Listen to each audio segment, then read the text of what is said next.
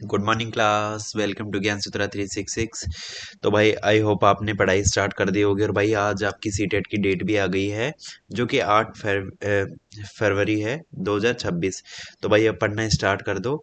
और ये टाइम है अभी पढ़ाई का और इसी टाइम में आपको शुरुआत करनी है। बाकी जो भी जिस भी एग्जाम की आप तैयारी कर रहे हो उसमें लगातार बने रहो और आगे बढ़ते हैं। तो भाई लास्ट क्लास में हमने जो थ्योरीज के जो पीवाईक्यू थे उनको कंप्लीट करे थे, जो डेवलपमेंटल थ्योरीज थी। बट अभी जो हमारी जो डेवलपमेंटल थ्योरीज के साथ साथ दो थ्योरी जो हमारी और बचती है, जो फ्रॉइड की और जेम्स ब्रूनर की जो थ्योरी है वो बचती है। तो भाई उसको कंप्लीट करने से पहले भाई आपको पहले ज्ञान सूत्रा जो 366 है उसको सब्सक्राइब कर लो भाई, क्योंकि आगे की अपडेट जितनी भी होंगी वो सारी इसी पे मिलेंगी। और भाई जो ये फ्री यूट्यूब बैच चल रहा है इस पे अपने प्रैक्टिस बैच पे भी सबसे ज़्यादा ध्यान देना। ये नहीं है आपकी थ्योरी थ्योरी क्लासेज आपने देख ली, बट आपको उसके साथ साथ आपको दूसरी क्लासेज भी आपको देखते हुए चलना है, जो कि आपकी पीवाईक्यू बेस्ड क्लासेज हैं उनको। ठीक है, अब आगे बढ़ते हैं। जो आज सबसे पहले जैसे जेम्स ब्रूनर की जेम्स ब्रूनर की जो थ्योरी है उसके बारे में, जो कि एक अमेरिकन साइकोलॉजिस्ट हैं। इन्होंने भाई जो थ्योरी दी थी वो सबसे मेन दी थी कि जो हमने कोई भी जब बच्चा सीखता है या कोई भी सीखता है तो इन्होंने जो एक्टिव लर्निंग है ना, एक्टिव लर्निंग और लर्निंग बाय डूइंग पे, लर्निंग बाय डूइंग ये मतलब करके सीखना, कि किसी भी चीज को अगर किसी भी काम को है ना करके जब तक सीखते हैं ना, उस चीज के बारे में इन्होंने सबसे ज्यादा एम्फेसिस दिया था कि focus on how children learn through the discovery. Discovery यानी समथिंग न्यू, कि न्यू फाइंड आउट करना, समथिंग न्यू इनोवेटिव या फिर मल्टीपल वेज से। समथिंग न्यू मल्टीपल वेज से कि अगर किसी प्रॉब्लम में है तो उस प्रॉब्लम के कितने मल्टीपल सॉल्यूशंस हो सकते हैं। वो चीज़ें हमें कब आएंगी, जब हम उसमें एक्टिवली पार्टिसिपेट करेंगे, उसके सारे जितने भी पर्सपेक्टिव हैं उन सबको समझेंगे, कौन सी चीज़ कहाँ पे है। उस चीज़ को अंडरस्टैंड करने के लिए, उस सिचुएशन को अच्छे से अंडरस्टैंड करने के लिए हमें उसमें खुद एक्टिवली उस चीज़ में इन्वॉल्व होना पड़ेगा। और उस एक्टिव इन्वॉल्व के बेसिस पे ही इन्होंने जो कि लर्निंग बाय डूइंग है, कि करके सीखना या फिर सक्रिय रूप से उस चीज में इन्वॉल्व होना, उस चीज के बारे में बात करता है।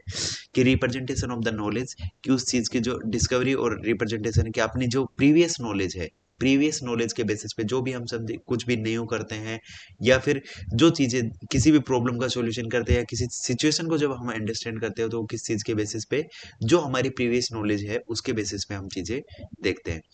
कि known as the proponent of the discovery learning and spiral curriculum, जैसे डिस्कवरी लर्निंग के बारे में बता दें, कुछ नया समथिंग फाइंड आउट करना उस चीज पे।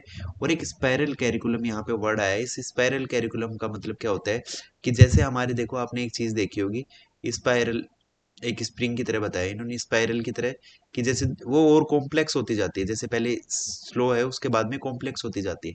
तो इसी बेसिस पे बताया। तो इसका मतलब क्या है स्पाइरल कैरिकुलम का, कि जैसे कि आपने क्लास 6 में, अगर आप साइंस के स्टूडेंट हो या किसी भी, तो किसी भी सब्जेक्ट के आप स्टूडेंट हो गए, बट आपने क्लास 6 में, अगर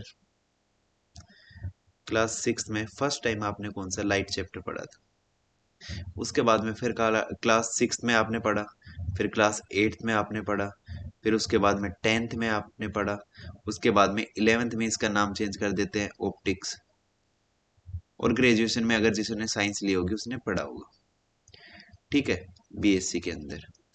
तो आप एक चीज बताओ, जो आपने क्लास 6 में लाइट चैप्टर पढ़ा था उसका लेवल क्या था? इजी लेवल था। 8th में थोड़ा और क्या हुआ, कॉम्प्लेक्स हुआ। यहाँ पे क्या था, सिंपल। उसके बाद में चैप्टर सेम ही है, 10th में मोर कॉम्प्लेक्स। यहाँ पे जैसे 11th में गए, डिफिकल्टी लेवल हाई हुआ, थोड़ा सा और बढ़ा। जैसे जैसे हम क्लास में आगे बढ़ते जा रहे हैं तो क्या हो रहा है कि चीजों को समझने की जो बेस हमारा 6 क्लास से बना था वो हमारा 12th क्लास और बीएससी में जाते जाते क्या हुआ, कि इसमें क्या होता है स्पाइरल कैरिकुलम में, जो कॉम्प्लेक्सिटी लेवल,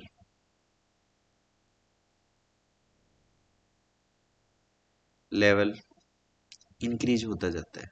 ठीक है, टॉपिक सेम है, वही लाइट चैप्टर यहाँ पे है, वही लाइट चैप्टर यहाँ है, बस उसमें जो कॉम्प्लेक्सिटी लेवल है वो बढ़ता जाता है। इस पैरेलल कैरिकुलम का मतलब भी यही है कि जब हम किसी चीज की शुरुआत करते हैं वो इजी से लेके और डिफिकल्टी की तरफ जाती रहती है, उस चीज के बेसिस पे बताया। इसका मीनिंग क्या है, पूरी इस चीज का, इस थ्योरी का मीनिंग क्या है, उस चीज के बारे में समझेंगे।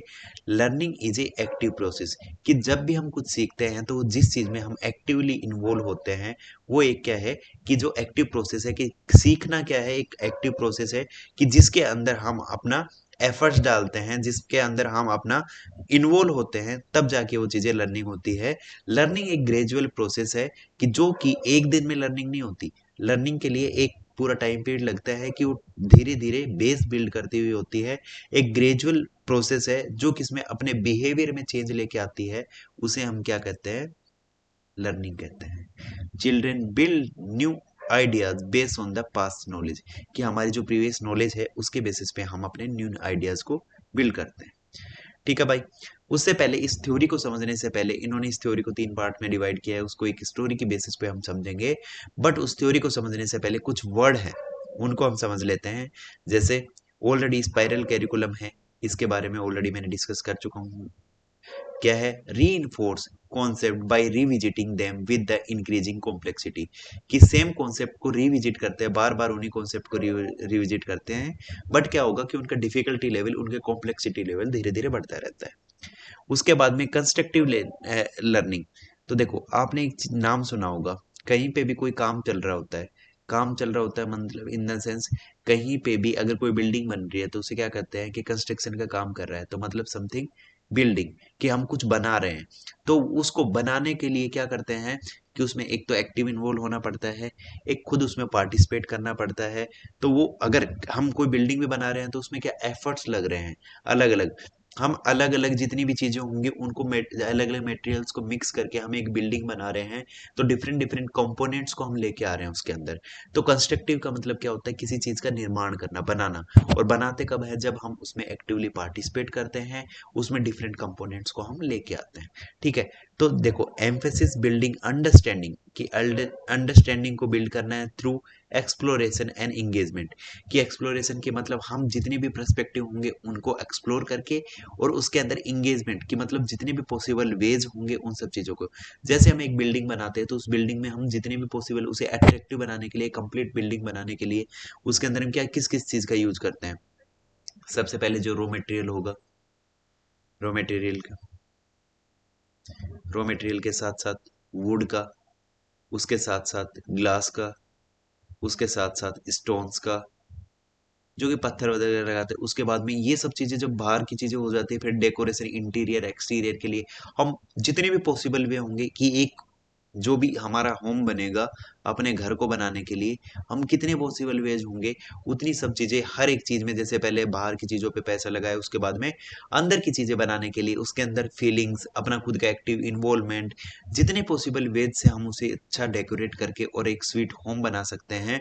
तो उसी तरह कंस्ट्रक्शन का मतलब होता है कि नॉलेज को कंस्ट्रक्ट कैसे करेंगे, कि हम एक्टिवली उस चीज में पार्टिसिपेट करके, जितने पॉसिबल वेज होंगे उनको एक्सप्लोर करके, और उनमें इंगेजमेंट एक्टिवली पार्टिसिपेट करके, उनको अप्लाई करके। ठीक है। आई होप आपको समझ में आएगा। लास्ट थ्योरीज के अंदर हमने पढ़ा था स्कैप फोल्डिंग। स्कैप फोल्डिंग का मतलब होता है temporary support. Temporary support, temporary support का मतलब होता है कि जब तक आप अपने टास्क में मास्टरी हासिल नहीं कर लेते, कि जब आप न्यू से लेके उस चीज को अच्छे से अंडरस्टैंड नहीं कर पाते। ठीक है। कि एक, जैसे एक ये हाई पॉइंट है,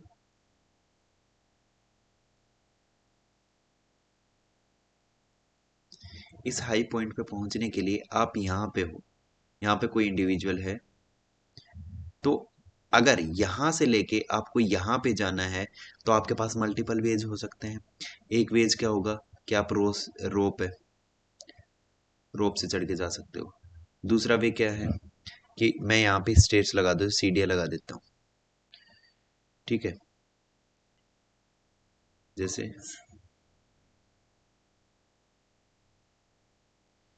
ये मैंने सीढ़ी लगा दी यहाँ पे, जैसे मैंने सीढ़ी लगा दी, आप यहाँ से इन सीढ़ी से ऊपर जा सकते हो। तीसरा ये है कि मैं आपको उठा के डायरेक्ट यहाँ पे पहुंचा दूं।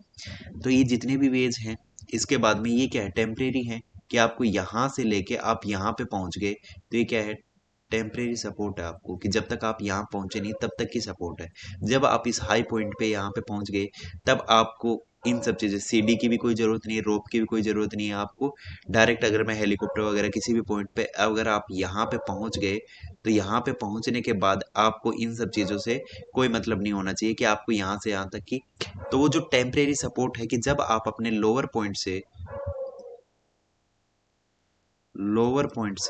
और हायर पॉइंट तक, जो हाई पॉइंट तक पहुंचने के लिए जो हेल्प लगी है, और वो हेल्प कौन सी, टेम्परेरी हेल्प है, उसी टेम्परेरी हेल्प को हम क्या बोलते हैं, scaffolding. Providing temporary support to help student grasps difficult concept, कि जो इजी कॉन्सेप्ट है, इजी कॉन्सेप्ट से डिफिकल्ट कॉन्सेप्ट तक जाने के लिए, और जो बीच में जो टेम्परेरी हेल्प, टेम्परेरी सपोर्ट, किससे, जो टीचर से या किसी से भी पेरेंट से, जो ये टेम्परेरी सपोर्ट कौन देगा, मोर नॉलेजेबल अदर, जिसके बारे में हमने ऑलरेडी डिस्कस कर चुके हैं। नेक्स्ट हम कौन से, डिस्कवरी लर्निंग की encourage learning through the active inquiry and the self guide exploration, कि अपने आप को डिस्कवरी में क्या होगा कि एक अपने आप को एक्टिवली उस चीज में इन्वॉल्व करना है, दूसरा उसके जितने पॉसिबल वेज हैं उनको फाइंड आउट करना है, उसके बाद में उसमें एक्टिवली पार्टिसिपेट करके, और उसके जो मोर पॉसिबल वेज हैं, मल्टीपल वेज हैं, कि किसी एक प्रॉब्लम को सोल्व करने के लिए हम कितने वेज से, कितने तरीके से उस प्रॉब्लम को सोल्व कर सकते हैं, उस चीज पे बेसिस पे। ठीक है भाई, आई होप यहाँ तक आपको समझ में आया होगा। उसके बाद में चलते हैं, जो हमारा नेक्स्ट पॉइंट है, नेक्स्ट पॉइंट है कौन सा,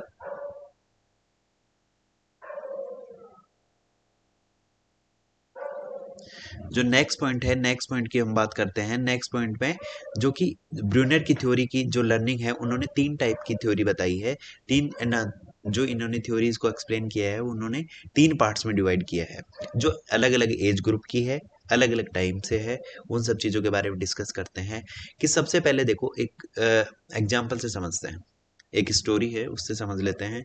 कि एक रिया नाम की लड़की है, वो बिल्कुल छोटी सी है, 3 से 4 साल की बच्ची है। वो अपनी मम्मी से पूछती है कि मम्मी, ये जो प्लांट्स हैं वो ग्रो कैसे होते हैं, प्लांट्स ग्रो कैसे होते हैं। तो एक, अगर उसी टाइम पे उसकी मम्मी बता देती कि प्लांट्स जैसे कि एक कोई भी कॉम्प्लेक्स प्रोसेस या साइंस का कोई भी प्रोसेस बता देती, तो उस टाइम पे वो रिया समझ जाती उस चीज़ के बारे में। बट समझ नहीं पाती, क्योंकि अंडरस्टैंडिंग का उसका जो उसका जो मेंटल लेवल है अभी, वो उतना अंडरस्टैंडिंग का लेवल नहीं है कि वो वर्बली चीज़ों को समझ सके। तो सबसे पहले उसकी मम्मी क्या करती है कि चलो इसे सिखाते हैं। तो सिखाने के लिए रिया की मम्मी उन्हें क्या करेगी कि कुछ सीड्स लेगी, और उनको जो आसपास की जो अपनी जगह है कि जो जल्दी ग्रो कर जाए, इस टाइप की सीड लेगी। तो उनको रिया के हाथों से उसमें क्या करवाती है, उसे ग्रो करवा देती है, उन पे शो करवा देती है, मतलब उनकी बिजाई करवा देती है। तो जैसे शो करते हैं उसके अंदर, किसके अंदर, जैसे ये कोई एक एरिया है, इस एरिया के अंदर जैसे सीड्स डाल दिए किससे, रिया ने यहाँ पे सीड डाल दिए। अब क्या करती है कि रिया इसमें क्या करेगी, सीड तो डाल दी, उसके बाद में टाइम टू टाइम वाटरिंग, मतलब इसमें पानी देगी, जो भी एसेंशियल न्यूट्रिशंस होंगे, न्यूट्रिशंस इसे प्रोवाइड करवाएगी। तो इसमें क्या कर रही है, जो कि इनएक्टिव स्टेज है, इनएक्टिव स्टेज का मतलब होता है कि एक्टिवली इन्वॉल्व,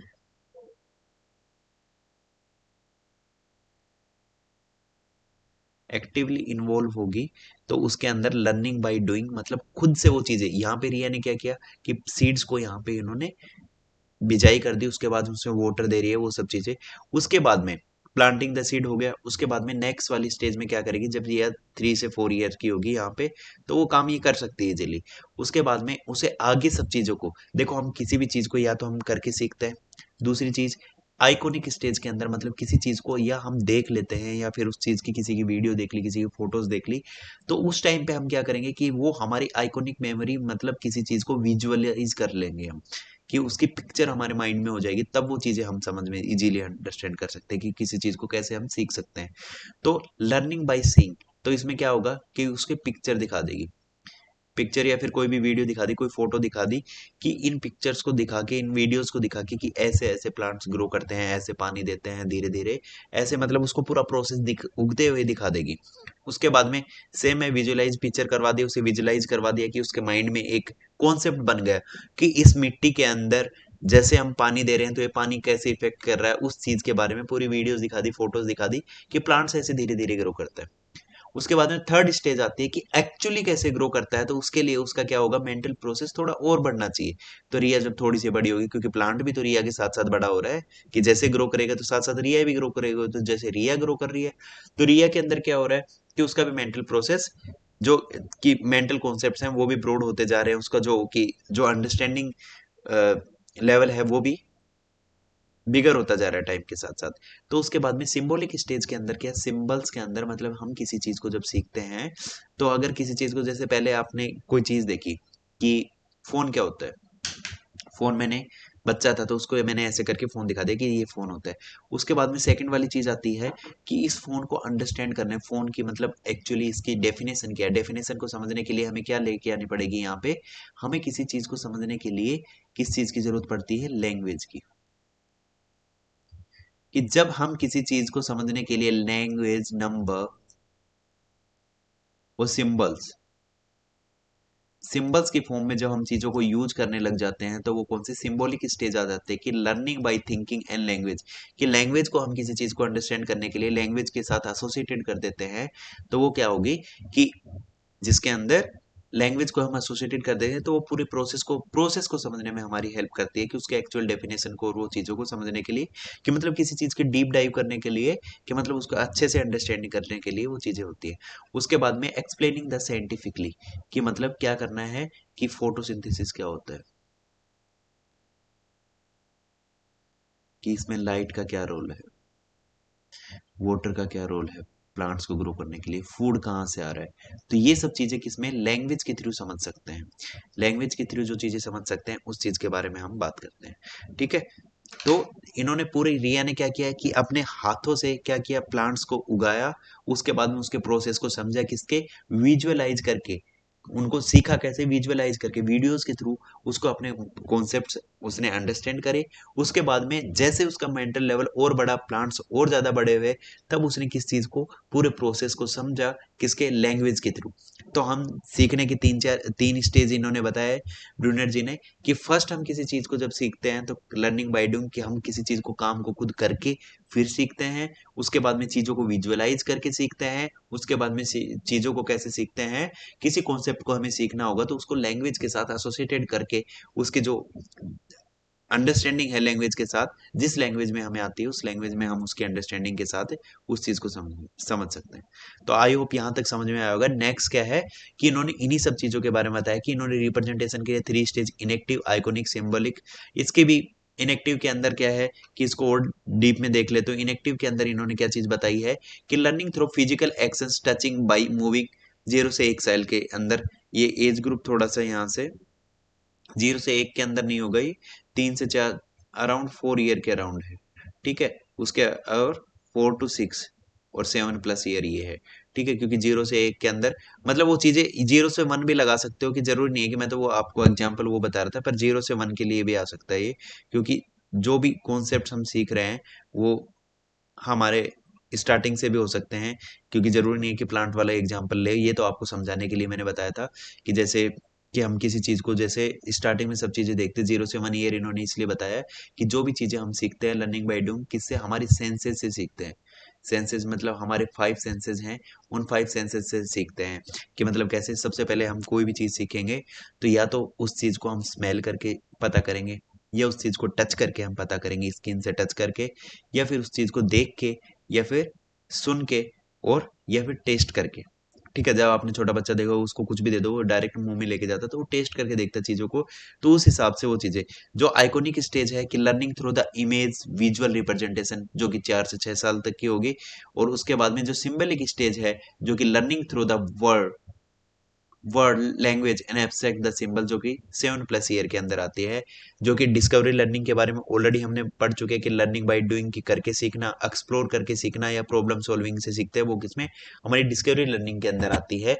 उसके बाद में स्पाइरल कैरिकुलम की बात करते हैं कि concept should be revisited increasing level of the difficulty, कि इनका डिफिकल्टी लेवल टाइम के साथ इंक्रीज होता रहता है। Readiness for the learning, any subject can be taught an any as of the presentation properly, कि रेडीनेस फॉर द लर्निंग, एक readiness for the learning का भाई मतलब ये भी होता है कि हमें कुछ भी चीज सीखने के लिए हमें रेडी होना चाहिए। जब से हम खुद अपने आप से जब तक रेडी नहीं होंगे, खुद अगर, जैसे कि आप एक क्या कर सकते हो, एक हॉर्स को पानी तक लेके जा सकते हो, बट पानी पीना, देखो अच्छे से समझना कि रेडीनेस का मतलब क्या होता है, कि आप एक हॉर्स को पानी तक लेके जा सकते हो, पर पानी पीना ना पीना उसकी मर्जी है, वो पानी पीने के लिए रेडी होगा तो ही पानी पिएगा, वरना उसे प्यास नहीं होगी तो वो पानी नहीं पिएगा। तो रेडीनेस भी वही है कि आप किसी भी चीज को, किसी भी कॉन्सेप्ट को समझने के लिए पहले रेडी होने चाहिए। ये सबसे पहली शर्त है किसी चीज को सीखने के लिए, लर्न करने के लिए, कि लर्न के लिए पहले आपको रेडी होना पड़ेगा। अगर आप लर्न के लिए आप इच्छुक हो उस चीज के लिए, उस टास्क को सीखने के लिए अगर आप एग्री हो, तभी उस चीज को आप सीखा जा सकता है। अगर आपके अंदर रेडीनेस नहीं है फॉर लर्निंग, तो आप किसी भी कॉन्सेप्ट को अंडरस्टैंड नहीं कर सकते हो। ठीक है भाई,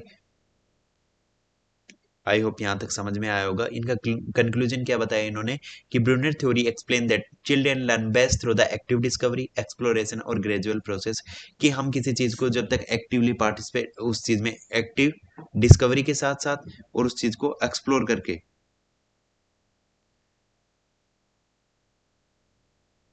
कि उस चीज को डिस्कवरी एक्सप्लोर करके, या फिर उस चीज को ग्रेजुअली प्रोसेस के मतलब धीरे धीरे उस चीज का डिफिकल्टी लेवल, मतलब पहले थोड़ी चीज, मतलब इजी कॉन्सेप्ट, फिर उससे थोड़े डिफिकल्ट, फिर उसके बाद और difficult difficult difficult difficult difficult, आखिरी में कॉम्प्लेक्स चीजें समझना। तो मतलब एक चेन के साथ सीखते हैं कि पहले धीरे सिंपल से लेके कॉम्प्लेक्स की तरफ बढ़ते हैं, तो उसे ग्रेजुअल प्रोसेस बोलते हैं।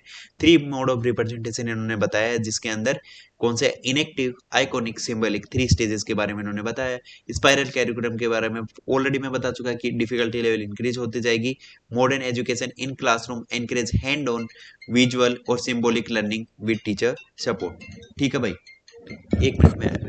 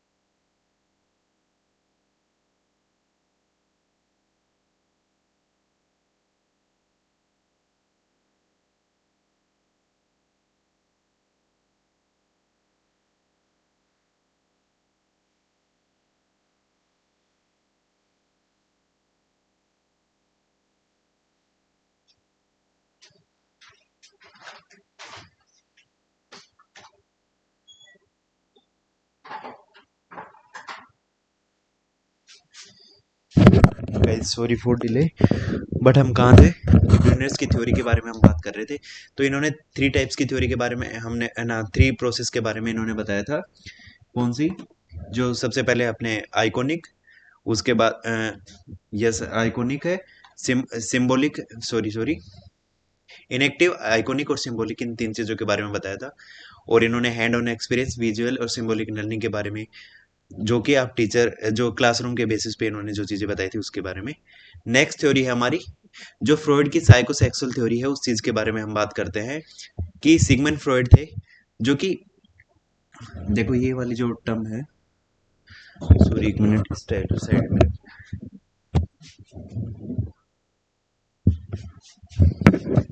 देखो ये जो टर्म है ये सबसे इंपॉर्टेंट है, जो कि आपको काफ़ी बार जो एचटेट के एग्जाम में और सीटेट के एग्जाम में काफ़ी बार पूछा है कि father of psycho analysis sorry, और साइकोसेक्सुअल भी पूछा जाता है। साइको एनालिसिस के फादर कौन है भाई? सिगमंड फ्रॉइड है। ये टर्म आप इंपॉर्टेंट करके मार्क कर लो। उसके बाद में इन्होंने पर्सनैलिटी के बारे में बताया है कि जैसे कि हमारे जो बचपन की जो भी स्टेजेस होती हैं, जो हमारा चाइल्डहुड होता है, चाइल्डहुड पे बेसिस ही हम कैसे रिएक्ट करेंगे, वो चीज़ें प्री डिसाइडेड होती हैं कि जैसे हम बचपन की स्टेजेस में रिएक्ट करते हैं, हमारी जैसे हमारी कंडीशनिंग होती है, उस कंडीशनिंग के बेसिस पे हम आगे कैसे परफॉर्म करने वाले हैं, हम आगे कैसे किस टाइप की हमारी हैबिट्स होने वाली हैं, उन चीज़ों के बारे में जो इन्होंने बताया पर्सनैलिटी के बारे में। तो वही है कि जब अगर हमारी हार्श कंडीशनिंग हुई होगी तो हम कैसे रिएक्ट करेंगे, कैसे हमारे जो भी चीज़ें शो होंगी हमारे फ्यूचर में, और अगर हमारी लीनियंट हुई हुई है तो हमारे फ्यूचर में कैसे कॉन्सिक्वेंस होंगे, उन सब चीज़ों के बारे में बताया है। कि इन्होंने सबसे ज़्यादा एम्फेसिस इन्होंने, देखो इनके बारे में काफ़ी क्रिटिसिज्म भी है, बट उस क्रिटिसिज्म से पहले हम चीज़ें देखते हैं कि इन्होंने एक्सप्लेन किया है पर्सनैलिटी के डेवलपमेंट को थ्रू साइकोसेक्सुअल स्टेजेस। साइकोसेक्सुअल इन्होंने 5 स्टेजेस डिवाइड की है, 5 स्टेज दी हैं। वो 5 स्टेज कौन कौन से हैं उनके बारे में हम आगे पढ़ेंगे। ओरल है, एनल है, लेटेंसी, फेलिक है, लेटेंसी और जेनाइटल्स है। ठीक है, तो उनके बारे में हम आगे डीप में पढ़ेंगे। तो इन्होंने क्या किया कि early childhood experience are the crucial for the shaping adult personality, कि जब हमारे बचपन के और अर्ली चाइल्डहुड के जो एक्सपीरियंस होंगे वो ही हमारे सेव करते हैं किसमें, अडल्ट्स के पर्सनैलिटी की। जो हमारी बड़े होने के बाद जो पर्सनैलिटी डेवलप होती है वो हमारे अर्ली चाइल्डहुड के एक्सपीरियंस ही हमें बताते हैं। इसका मीनिंग क्या है कि development occur in the 5 psychosexual stages, जो इसके बारे में ऑलरेडी मैं बता चुका हूँ। At each stage the child libido, libido का मतलब होता है जो सेक्सुअल एनर्जीज होती हैं, सेक्सुअल एनर्जी के बारे में जो बात करें, सेक्सुअल ड्राइव के बारे में बात करते हैं, उन्हें हम लिबिडो के नाम से जाना जाता है। इसके अंदर टर्म को दिया गया है। It focus on specific erosion zone, erosion zone के मतलब जहाँ पे सेटिस्फेक्शन मिलता है उस चीज के बारे में। ठीक है, उन जोन्स के बारे में बताया है कि वो जोन कौन कौन से, जैसे ओरल के बारे में बता दिया इन्होंने, जहां पे इरोजन, जहां सेटिस्फेक्शन, एक एक टर्म को हम आगे चल के डिस्कस करने वाले हैं। तो देखो लिबिडो क्या होता है, लिबिडो एक क्या होता है, एनर्जी ड्राइव होती है बिहेवियर एंड मोटिवेशन की, जो कि इन्होंने किस चीज के बारे में, सेक्सुअल डिजायर के बारे में बोला है। ठीक है, उस एनर्जी को किस चीज का नाम दिया है, sexual energy drive behaviour and motivation, libido इस चीज का नाम दिया है, जो कि इन्होंने साइकोएनालिटिक थ्योरी जो सिगमंड फ्रॉइड ने बताया। उसके बाद में इरोजन जोन कौन से होते हैं, body part sensitive to pleasure and arousal. ठीक है, जहाँ पे जो वो प्लेजर देते हैं, प्लेजर वाले पार्ट होते हैं, जहां से क्या होते हैं जो कि सेंसिटिव पार्ट होते हैं, उन सब चीज, उन पार्ट्स के बारे में बात करी है। फिक्सेशन क्या है कि अनरिजोल्व कॉन्फ्लिक्ट्स लीडिंग टू अडल्ट्रेट्स। देखो अनरिजोल्व फैक्टर्स की बात, कौन कौन से कॉन्फ्लिक्ट कौन कौन से होते हैं उनके बारे में बताया। देखो जहां पे अगर हमारी कंडीशनिंग चाइल्डहुड की, जो अर्ली चाइल्डहुड की कंडीशनिंग है वो इजीली हुई होती, जहां पे मतलब कि जैसे एक चीज है कि एक एग्जांपल से समझते हैं, एक छोटा बच्चा है, उसको जैसे फीडिंग का टाइम होता है कि मिनिमम 6 मंथ तक तो बच्चे को माँ का दूध पिलाया जाना चाहिए। ठीक है, तो अगर उस बच्चे को 6 मंथ से पहले ही, अगर उस बच्चे को 6 मंथ से पहले ही अगर उसकी ब्रेथ जो फीडिंग्स है वो अगर उससे छुड़वा दी जाए, उसको एक्सटर्नल जैसे मिल्क है वो प्रोवाइड करवा दिया जाए, वो सब चीजें, तो वो क्या होगी, उसकी हार्श कंडीशनिंग होगी, वो क्या हो जाएगी, वो एक टाइम पीरियड से पहले अगर हम उस चीज पे कंट्रोल करेंगे तो वो किसमें, फिक्सेशन में आ जाएगी। एक टाइम पीरियड से पहले अगर हम उसकी जो फीडिंग पे अगर हम कंट्रोल कर रहे हैं तो वो किसमें, फिक्सेशन पे आ जाएगी। अगर वो फिक्सेशन पे आ जाती है तो मतलब कि हम उस चीज को क्या कर रहे हैं, कंट्रोल, की अनरिजोल्व कॉन्फ्लिक्ट्स हो गए कि जिनको हम सोल्व नहीं कर पाए। सोल्व का मतलब होता है कि अगर वो उस बच्चे को 6 मंथ तक हम फीडिंग करवाते तो उसके बाद में बच्चा की उसका एक टाइम पीरियड होता है, फीडिंग छोड़ने का भी टाइम पीरियड होता है, अगर हम कंट्रोल करके उस चीज को छुड़वा देंगे तो वो फिक्सेशन के अंदर जाएगा। उसके बाद में इन्होंने 3 टर्म दी, ईड, ईगो और सुपर ईगो, जो कि लास्ट में मैं डिस्कस करूंगा। पहले हम आगे वाली, क्योंकि इनसे रिलेटेड जो कॉन्सेप्ट है उनको पढ़ लेते हैं। देखो इन्होंने 5 स्टेजेस दी, 5 स्टेजेस के बारे में इन्होंने एज ग्रुप, देखो 2 चीज हमेशा याद रखना, क्योंकि इरेक्शन की थ्योरी आएगी, एरिक इरेक्शन की थ्योरी आएगी, और इसके दोनों की स्टेजेस को कंपेयर करके पूछा जाएगा कि ये स्टेज कौन से में। तो पहले इनका सीक्वेंस, 1 नंबर पे ओरल, 2 पे एनल, 3 पे फेलिक, 4 पे लेटेंसी, 5 पे जेनाइटल। इसका एज ग्रुप 0 से 1 ईयर, 1 से 3 ईयर, 3 से 6, 6 से 12 और 12+ ईयर। ठीक है। जो ओरल स्टेज में सबसे पहले बात करते हैं माउथ सकिंग, बाइटिंग और फीडिंग की बात करते हैं। उसके बाद में कॉन्फ्लिक्ट्स क्या होंगे कि कंट्रोल करना इन सब चीज पे, किस पे, जब हम जैसे फीडिंग करवाते हैं, फीडिंग पे कंट्रोल करना।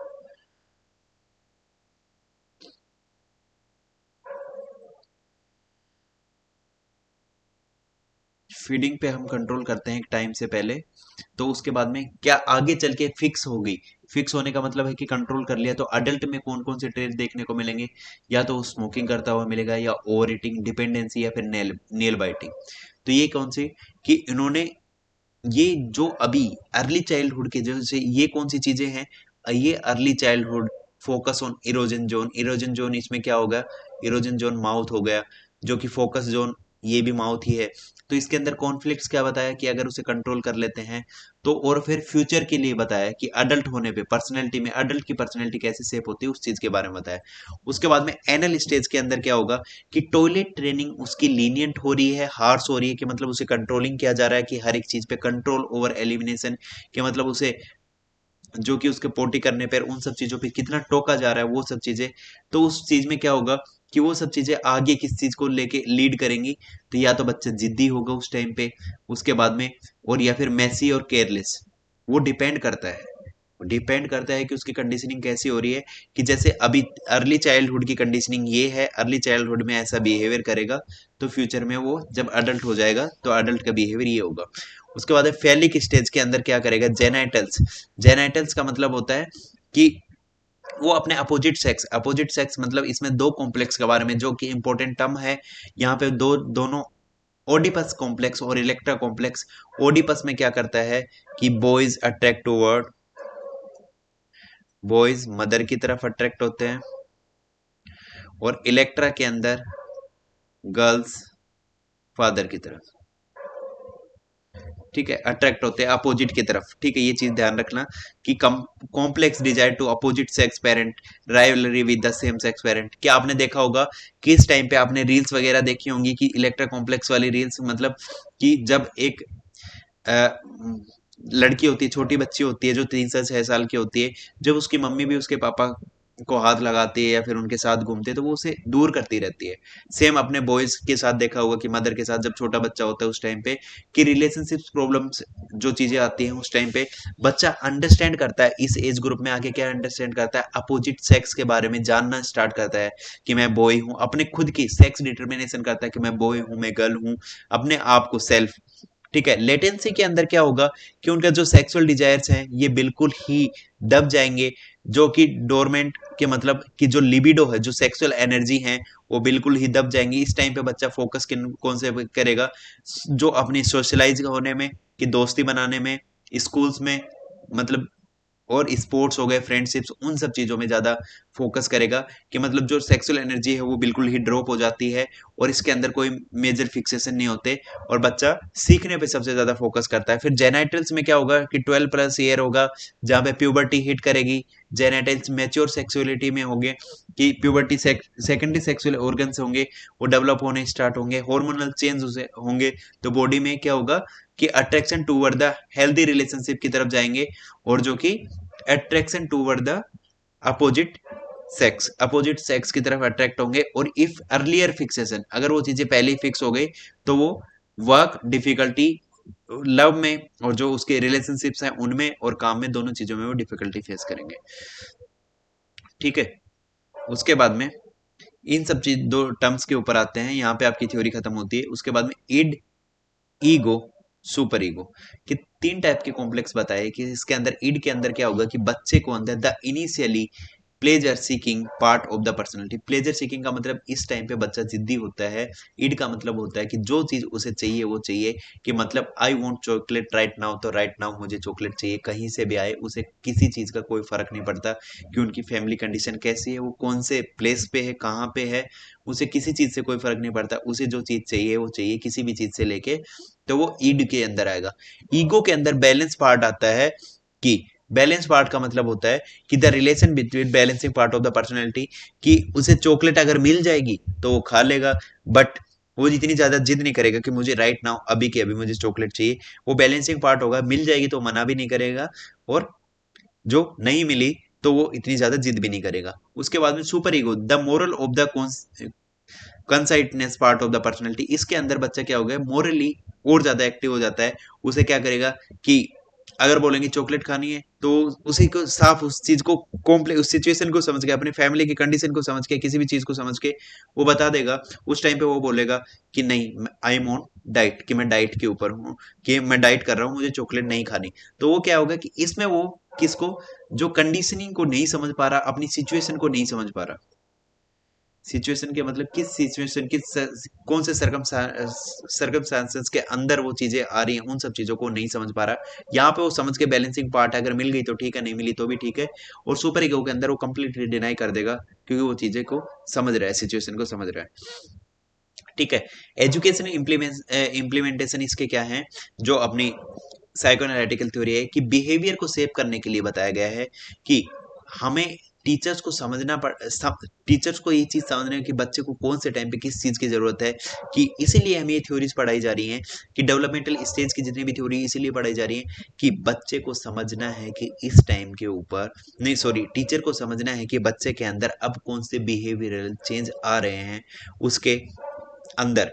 कि उन सब चीजों को जैसे हम अंडरस्टैंड करेंगे तो बच्चे की एक्चुअल सिचुएशन में, कि बच्चा कौन सी सिचुएशन से गो थ्रू हो रहा है, उस चीज को हम अच्छे से अंडरस्टैंड कर पाएंगे।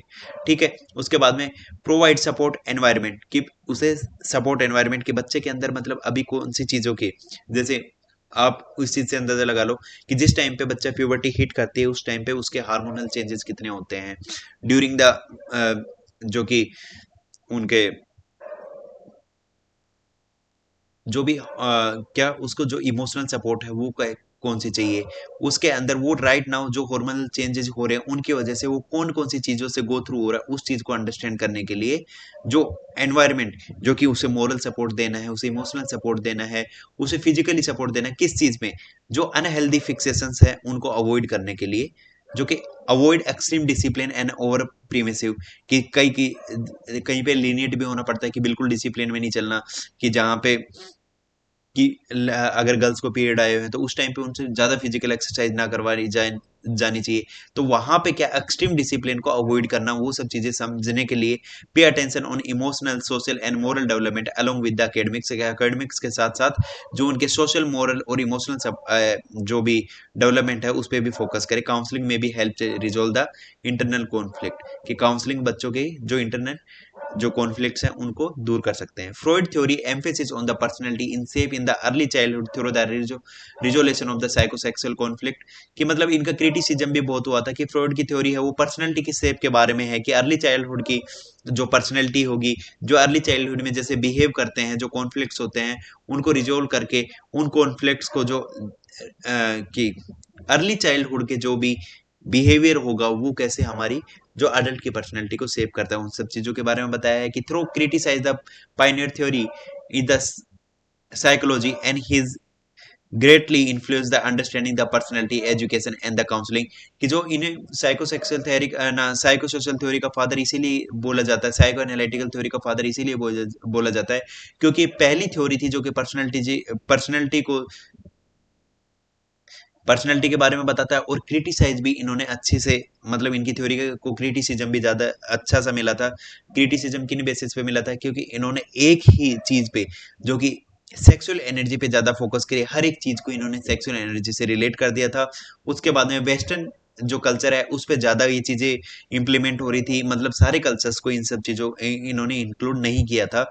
और एक एरिया था जो डोमेन था वो भी थोड़ा जो कि शॉर्ट एरिया के अंदर इन्होंने इन सब चीजों को बारे में बताया था। उसके बाद में की मैसेज क्या है, healthy early experience healthy adult personality, कि जैसे हम कौन सी कि अर्ली एक्सपीरियंस अर्ली चाइल्डहुड के एक्सपीरियंस को अगर हम हेल्दी रखेंगे तो जो हमारे एडल्ट्स के एक्सपीरियंस होंगे और उनकी पर्सनैलिटी भी होगी वो भी हेल्दी रहेगी। ठीक है भाई। तो भाई ये हमारा जो कि पेडागोजी स्पेशल बैच है जो कि यूट्यूब पे फ्री बैच है, तो इसको आप देख सकते हो। उसके बाद में अगर आपको पीडीएफ चाहिए तो आपको यहाँ से आप पीडीएफ डाउनलोड कर लोगे, क्लास पीडीएफ। अगर किसी भी टाइप का कोई भी डाउट हो तो आप यहाँ से मेरे से पूछ सकते हो। ठीक है। Bye bye, take care. अगर किसी को कोई भी डाउट हो तो आप यहाँ पे मैसेज कर सकते हो।